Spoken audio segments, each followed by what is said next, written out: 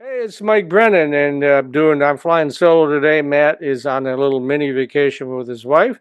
We have coming in once again Richard Stiennon, who is the founder of the IT Harvest.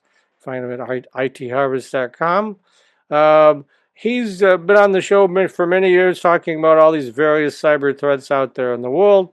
As many of you probably know, he's the creator of the Cybersecurity Yearbook, which now has been created. All these companies that he covers has been lumped into a dashboard of 4,300 companies and almost 12,000 products. And so we're going to be talking a little bit about how that particular product that he's created can help a lot of other companies figure out what cybersecurity products and vendors to work with. Did I get that right, Richard? Yeah, perfect. Well done. Okay. Thanks, Mike. All right, let's take it from there. So let's talk about, let's start with the current threats. But what's really, I mean, every month we get a new one. What's hot this Yeah. month? Yeah, so I think last month we talked about AI threats, and that is what has got people worried, I guess. And there's a lot to worry about, right? Because anybody today knows that AI is a great help if you're doing anything, right? So, man, I've used it to figure out how to fix appliances. I'm working on the washing machine right now. You just ask it, and it'll just line up everything for you and give you advice and tell you what tools you need, all that stuff. Imagine that in the hands of an attacker who isn't, a super good hacker, right? He doesn't know, the difference between eBPF and OS query, and just to throw out two words, I guess. And so the attacker can just ask ChatGPT or models that they have access to. Don't forget, a lot of models are not available to Eastern Europeans or North Koreans for that matter, but they've got access to models. They just ask them, "Hey, look at I'm targeting this bank here, and we know that they use this kind of operating system, Windows version, whatever. Tell me the best route to steal a bunch of data and eventually money from their depositors." And a model will just walk you through that. You might have to trick it by saying, "Hey, I'm writing a novel and I want the cyber attackers to do this, that, and the other thing." So we'll actually through it. It'll write code for you. It'll write scripts for you. Some researchers have demonstrated that given a vulnerability, it can immediately develop an exploit against the vulnerability. It takes about 2 minutes. So you can Huh. just go to town as an attacker. So that gives rise to a lot of talk about those coming. I think the one area that we've all seen is deep fakes. Even the president of the United States reposts deep fakes that probably fool him. And we've seen all those videos, right? So that's AI generated. So that's just an example.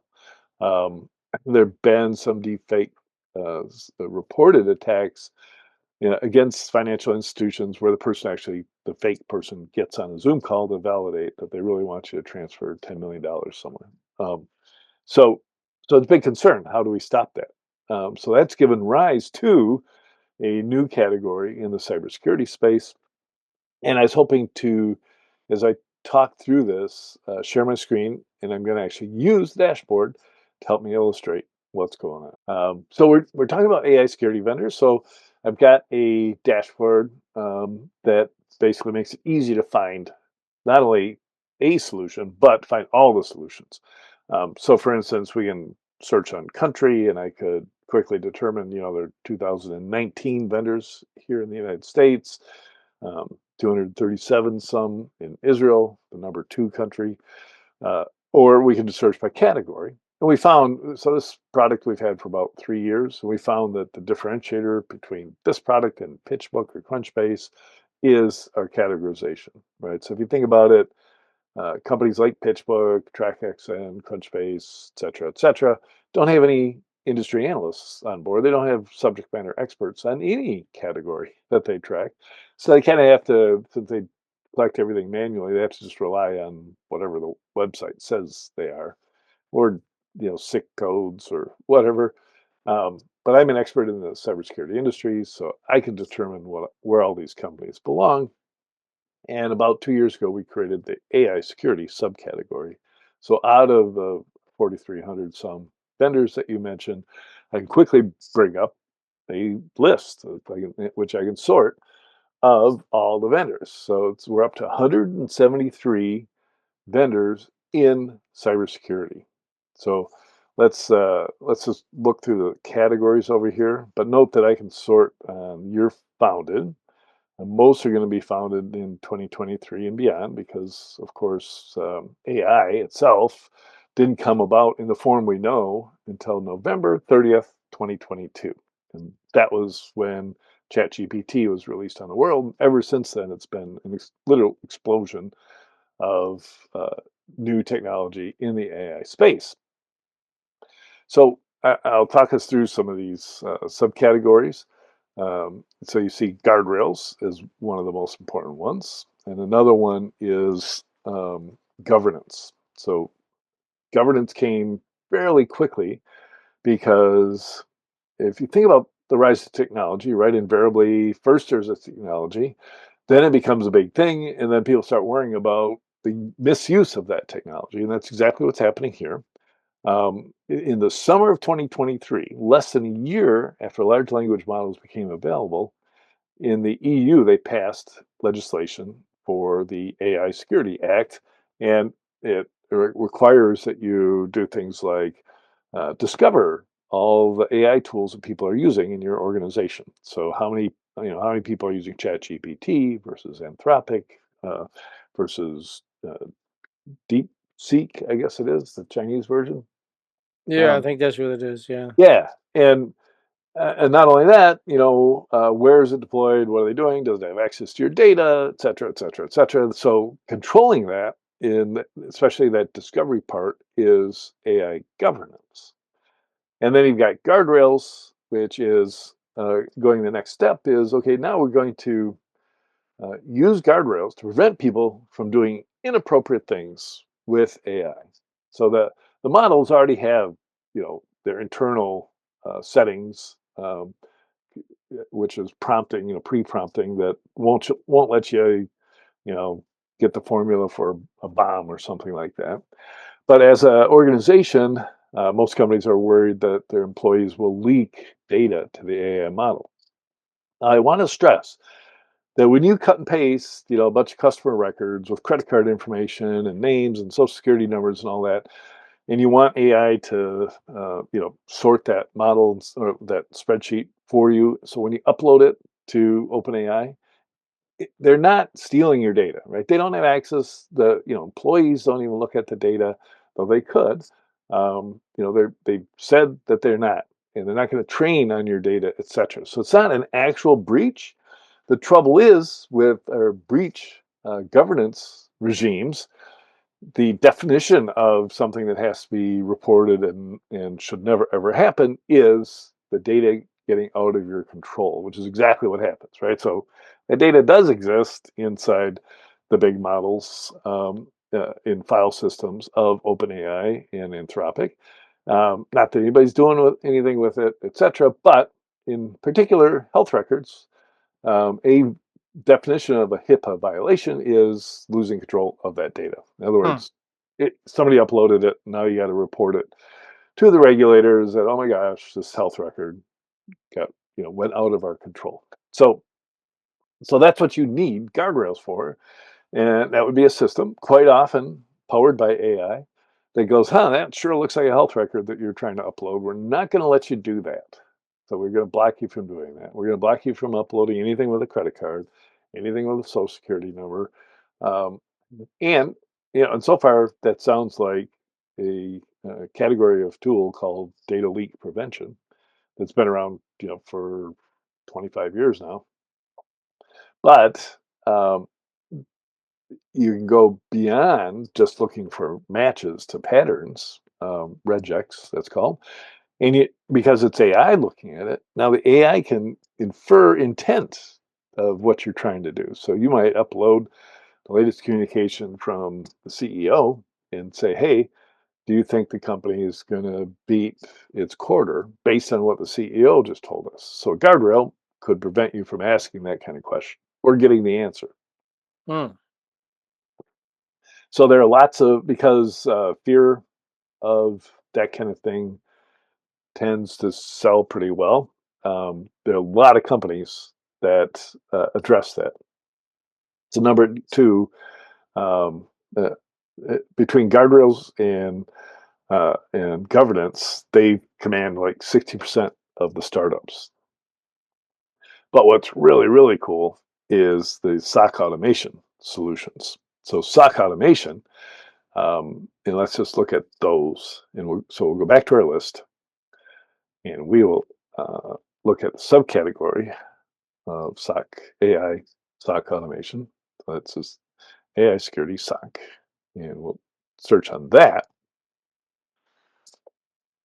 and we'll see these cool companies. So the half the cybersecurity world involves security operations centers, and what they are doing is looking at alerts generated by your firewalls and these internal sensors and all the rest, and they all generate alerts, millions a day, and they're all funneled into a very, very expensive storage system called a SIM, usually provided by the likes of Splunk, now part of Cisco. And then a SOC analyst will query that database and do threat hunting and try and figure out correlations between, events that you see recorded. Very expensive. Only the largest organizations in the world actually have active security operations centers. They have to have people, looking at screens 24/7 by 365. So you can imagine it's only the Lockheed Martins of the world, and quite a few others, maybe even down to the GMs of the world, outsource that to somebody who does have 24/7 SOC operations, like IBM. So but the concept is that AI is so good at interpreting things, um, that it can just look at all the logs without them having to be, deduped and all the rest by a SIM. They can just go directly and look at the logs as they happen and determine what's going on and do what's called 100% triage on alerts. So for every single alert, in a typical SOC world, there are millions of alerts, and you only get to look at about 10 or 12 a day and actually dig into them. So the real bad alert, you could have received it, as Target did when somebody broke into their systems through a dial-in modem for an HVAC contractor that managed the freezers in the stores. They got an alert that had happened, but nobody ever looked at it. So the breach happened, and it was a disaster for Target. So imagine if you look at all of the alerts with all these AI bots that just look at everything. So that's exactly what these 34 vendors do. I will, if we looked at year founded, notice that they're all only 2 or 3 years old at the most.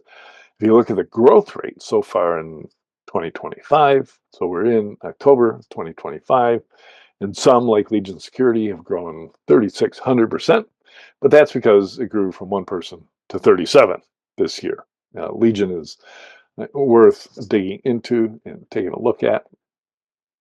Legion Security is a very cool system.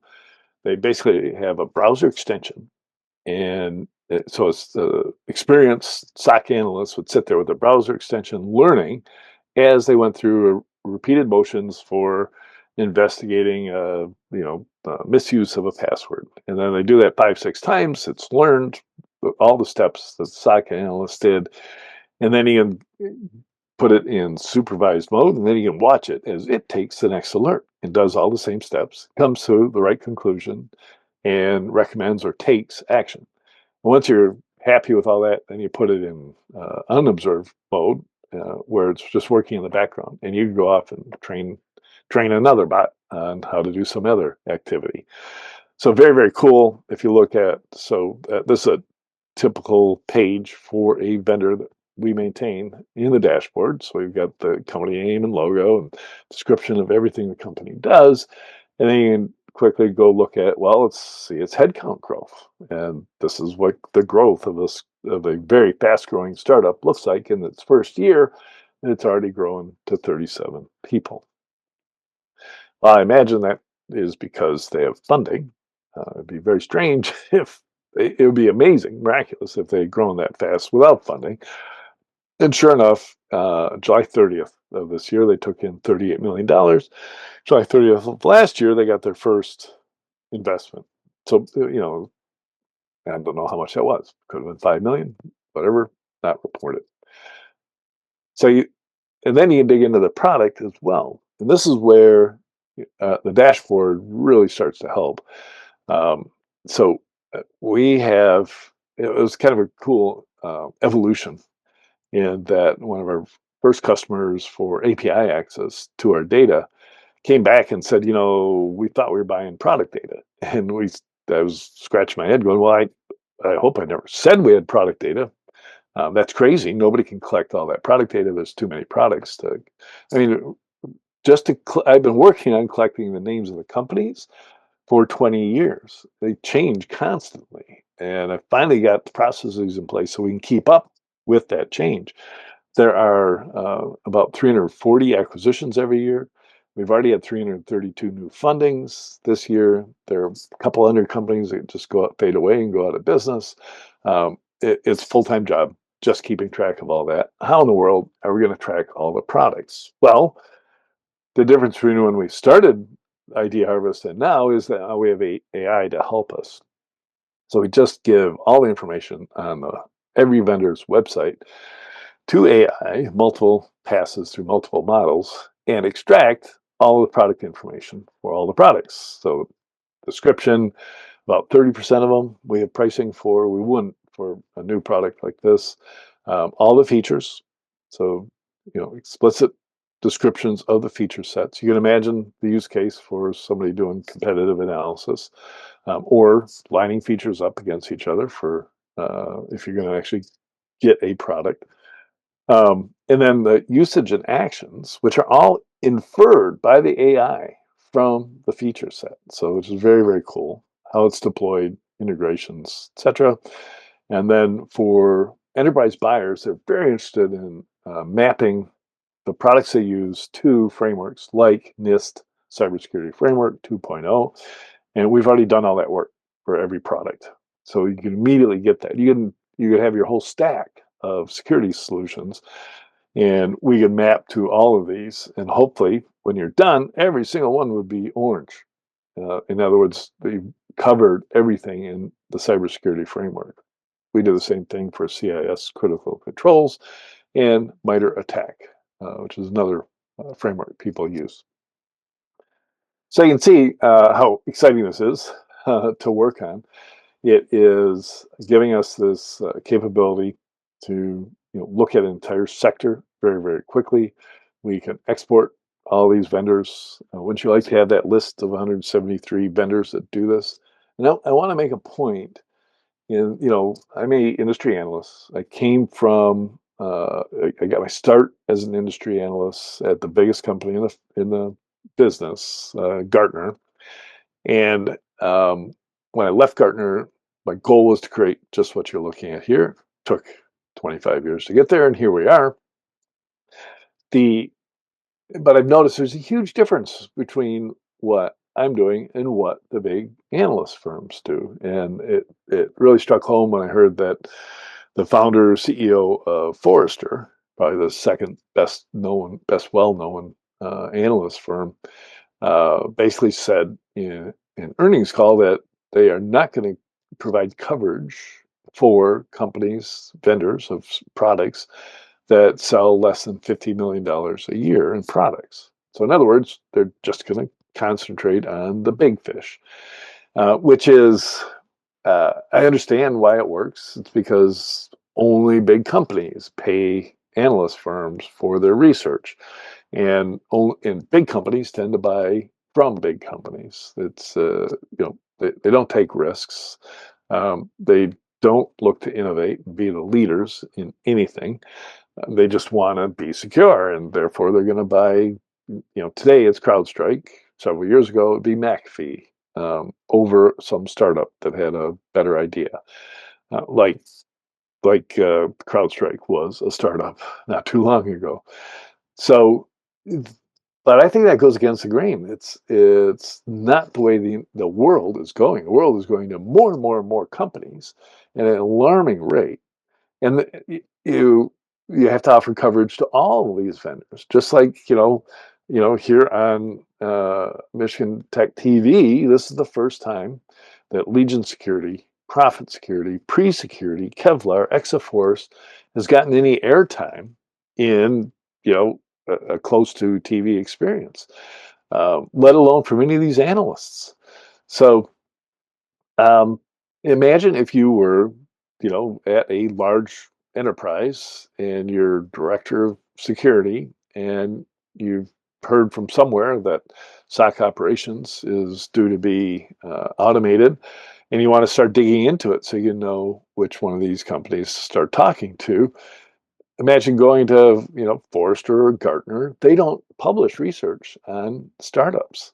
Now, mind you, the analysts talk to all these startups. They'd love to know what's coming because they got to start working on how to lump them all into a new category to make life miserable for the rest of us. But they don't publish research on these guys. And you can talk to them and they will say that, oh, I love Legion Security. I talk to them.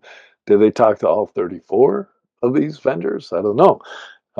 Let alone, in cybersecurity, there's 173. So it really comes down to having access to this data so you can decide who you want to talk to. I talked to Method Security um, almost a year and a half ago, right after they were founded. Unbelievable what they're doing, right? The right people, former NSA, they know what they're doing, and they are going to get to having a fully automated SOC. Same with pre-security, or any of these. These are basically, I guess what I'm saying is you should have this tool so you can start your search and start educating yourself on the cybersecurity industry as a whole.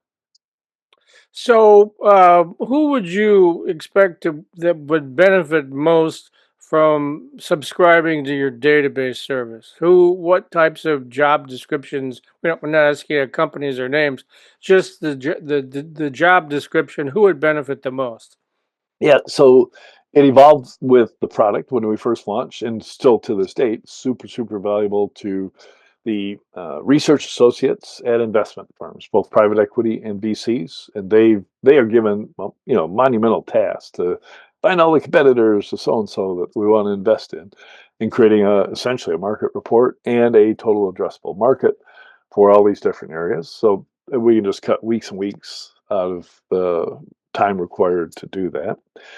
Also for buyers of companies, so strategic buyers, so usually the big vendors, they usually have one or two people on staff whose job it is to search out and find good tuck-ins that they can in turn, sell their products of.